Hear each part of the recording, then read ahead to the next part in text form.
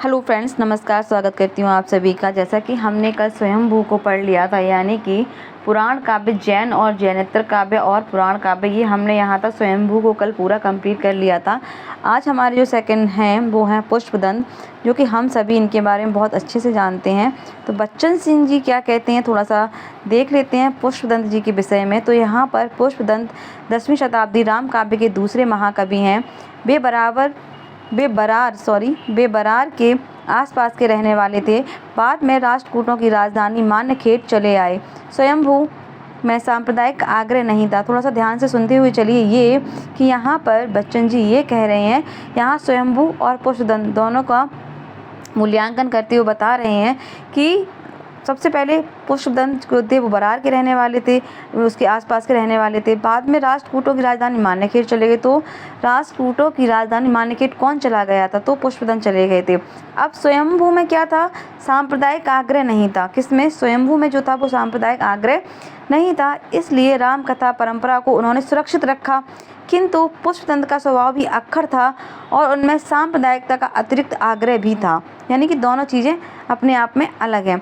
वे अपने आप को अभिमान मेरु कहते थे। यहीं से हमें पता चल जाता है कि किस तरीके से पुष्पदंत अपने आप को अभिमान मेरु यानी अपने आप को महान बताते हैं। वहीं पर पुष्पदंत ने अपने को क्या कहा था? हमने शुरुआत में पढ़ा था कि पुष्पदंत के अपने आप के लिए क्या कहा था। जिस तरह तुलसीदास ने कहा था कि एक कवित्व विवेक नहीं मोरे, ऐसे ही स्वयंभू ने खुद कहा था कि मैं को कवि हूँ, मतलब मैं कोई बहुत बड़ा ज्ञानी नहीं हूँ, ऐसा स्वयंभू ने कहा था। लेकिन यहाँ पे पुष्पदंत ने अपने आप को अभिमान मेरु का कह दिया। उन्होंने कहा है कि वाल्मीकि और व्यास ने लोगों को गुमराह किया है। यानी कि कौन कह रहा है? ये पुष्पदंत ये कह रहे हैं कि वाल्मीकि और व्यास ने लोगों को गुमराह कर दिया है। इसी तरह अन्य कूपमंडूकों ने कम भ्रम नहीं फैलाया है। उनके भ्रमोच्छेद के लिए गौतम राम की कथा कहते हैं। पुष्पदंत राम कथा में व्याप्त अति प्राकृतिक तत्वों के प्रति संशयग्रस्त होकर पूछते हैं, रावण के 10 मुख कैसे थे? क्या रावण राक्षस था और सुग्रीव आदि बानर थे? यहाँ पर आगे बढ़ेंगे।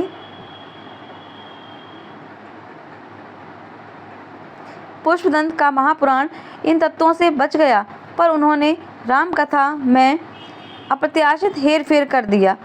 यानी कि जिस तरह जो स्वयंभू ने अपनी राम कथा लिखी थी, पुष्पदंत ने क्या किया? जो वाल्मीकि रामायण थी पुष्पदंत की, उनमें उनसे थोड़ा इन्होंने अलग किया और अपनी जो स्वयं के लिखा उसमें उन्होंने काफ़ी हेर फेर किया। इससे उनकी राम कथा वाल्मीकि व्यास की राम कथा से भिन्न हो जाती है। प्रश्न यह होता है कि इस तरह पारंपरिक कथा तोड़ने मरोड़ने के मूल कौन सी प्रवृत्ति काम कर रही थी? मूल में कौन सी प्रवृत्ति काम कर रही थी? बच्चन जी ये कह रहे हैं कि यदि पुष्पदंत इस तरह का कुछ कर रहे हैं तो उनके दिमाग में ऐसी कौन सी मूल प्रवृत्ति थी जो ये सब काम करने को उनको मजबूर करी थी? अब वो ये काम कर रहे थे तोड़ने मरोड़ने वाला। कुछ लोगों का कहना है कि वाल्मीकि व्यास की राम कथा राम कथा परंपरा के समानांतर एक और दूसरी परंपरा ही थी, पर इस परंपरा को गुणभद्र के उत्तर रामायण में पाया जाता है। लेकिन इस परंपरा का अनुमान जैन साहित्य में ही क्यों हुआ, संस्कृत साहित्य में क्यों नहीं हुआ? वास्तव में पुष्पदंत ने ब्रह्माणी राम कथा की प्रतिक्रिया में नई राम कथा गढ़ ली। यह प्रतिक्रिया निश्चय ही अतिरेकवादी है। यहाँ पर बच्चन जी कह रहे हैं कि पुष्पदंत ने क्या किया है कि निश्चय ही उन कथाओं से अलग अपनी अलग उन्होंने कथा बना ली और उसको ही उन्होंने रच दिया।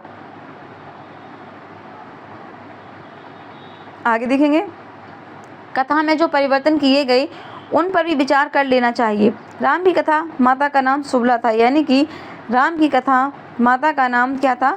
सुबला था। लक्ष्मण कैकेयी के पुत्र थे। राम 8 पत्नियों के पति थे। सीता मंदोदरी के गर्भ से पैदा हुई। मतलब क्या है ये? जरा सोच के देखिए, ये किसने लिखा? पुष्पदंत की कथा में ये सब चीज़ें मिलती हैं, तो कितने विपरीत हैं। अनिष्टकारी रावण ने उन्हें मिथिला में छोड़ दिया था। बलि और रावण को लक्ष्मण ने मारा। राम पीत वर्ण के थे, लक्ष्मण श्याम वर्ण के थे, जो कि बिल्कुल अपोजिट हैं। इन परिवर्तनों से राम कथा में विकृति अतिरिक्त कुछ नहीं जुड़ता। यह निश्चित रूप से राम कथा की ब्राह्मण परंपरा के विकृत करने का पूर्व चिंतित प्रयास है। यानी कि पुष्पदंत ने जो ये चीज़ें फैलाई हैं, ये भ्रांतियाँ की हैं, तो निश्चय ही इन्होंने भ्रमित करने के लिए इस सब तरह की कहानी अपनी राम कथा में गढ़ी है, जो कि बिल्कुल भी क्या है, प्रतीक या सटीक नहीं बैठती है। अब बहुत सारे ऐसे हम चीज़ों को पढ़ेंगे जो वेद हैं, अब लिखा क्या गया था उस टाइम, ओरिजिनल क्या था, अब वो हमारे समय तक आते आते कितने उसमें परिवर्तन हुए हैं, किस कवि ने, किस लेखक ने क्या लिखा, कैसे लिखा, सबके अपने अपने पॉइंट ऑफ व्यू से सबने लिखा, तो चीज़ें हमें निश्चित रूप से आगे बदलती हुई ही मिलेंगी। स्वयंभू की सहृदयता पुष्पदंत को नहीं मिली थी। मोस्ट है कि स्वयंभू की सहृदयता पुष्पदंत को नहीं मिली थी। किसका कथन है? तो बच्चन जी का। वे माँ की तरह पंडित कवि थे जिसमें अलंकारिता का प्राधान्य है। कथानक निर्माण में उन्होंने वक्ता श्रोता की शैली अपनाई है। यह पुराण काव्य की प्रसिद्ध पहचान है। इसी आधार पर कुछ लोग रामचरितमानस को पुराण काव्य कहते हैं। पुष्पदंत की तरह गोस्वामी ने भी मानस के आरंभ में आत्मनिवेदन, सज्जन प्रशंसा, दुर्जन निंदा आदि का सन्निवेश किया है। तो यहाँ पे ये कह रहे हैं कि जिस तरह रामचरितमानस में जो शुरुआत हुई है, पुष्पदंत की तरह भी गोस्वामी जी ने मानस में कुछ चीज़ें अपनी उसी तरीके से अपने ग्रंथ में समावेश की हैं। जैन कवियों ने कृष्ण कथा को हरिवंश पुराण कहा है। मोस्ट है यहाँ पर कि जैन कवियों को हरिवंश पुराण किसे कहा जाता है, तो हरिवंश पुराण जैन धर्म को ही कहा गया है। स्वयंभू और पुष्पदंत दोनों के हरिवंश पुराण प्रसिद्ध हैं। अन्य काव्य, अब हरिवंश पुराण में किसकी कथा का वर्णन मिलता है? हरि कृष्ण का पर्यायवाची समझ के आप कृष्ण बिल्कुल मत दिमाग में लगाइएगा। हरिवंश पुराण का यहाँ मतलब राम कथा से ही है। तो प्रश्न ऐसे भी बन सकता है, हरिवंश पुराण से क्या तात्पर्य है? तो राम कथा का इसमें वर्णन मिलता है। अन्य काव्यों में कुछ रचित चरित्र काव्य हैं, कुछ सांप्रदायिक आध्यात्मिक काव्य हैं, कुछ कथा काव्य हैं। जैन कवियों ने तीर्थंकरों के जीवन को चरित्र को आधार मानकर कई चरित्र काव्य लिखे। विशेषता नेमिनाथ बाहुबली, शालिभद्र के चरित्रों को लेकर हरिभद्र सूरी 1159 का नेमिनाथ चरियु मोस्ट है।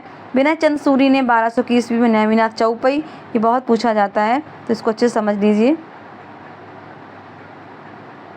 नेमिनाथ चौपई किसकी है? तो विनय चंद सूरी की। ऐसे ही काव्य हैं। चौपाई में पहली बार 12 मासा का वर्णन मिलता है।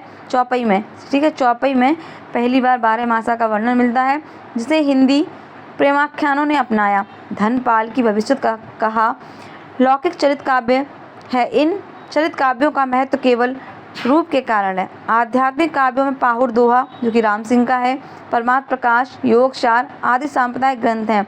साहित्यिक दृष्टि से इनका कोई महत्व नहीं है। यहाँ पर बच्चन जी ये कहते हैं कि सभी क्या हैं? सांप्रदायिक ग्रंथ हैं, इनका साहित्यिक दृष्टि में कोई महत्व नहीं है। किनका? इन ग्रंथों जिनके हमने नाम लिए, भविष्य कहा है, लौकिक चरित्र काव्य हैं, और ये केवल क्या है? महत्व के रूप में इनका प्रधानता बनी हुई है। अध्यात्म में जो पाहुर दोहा है, परमात्म प्रकाश है, योगसार है आदि सांप्रदायिक ग्रंथ हैं, साहित्यिक इनमें कोई दृष्टि से नहीं है। चरित्र काव्यों के संबंध में द्विवेदी जी ने लिखा है, इन चरित्र काव्यों के अध्ययन से परवर्ती काल के हिंदी साहित्य के कथानक रूढ़ियों मोस्ट है ये, ठीक है, तो इसको आप मोस्ट लगा लीजिए। आप चाहें तो इसको लिख भी सकते हैं।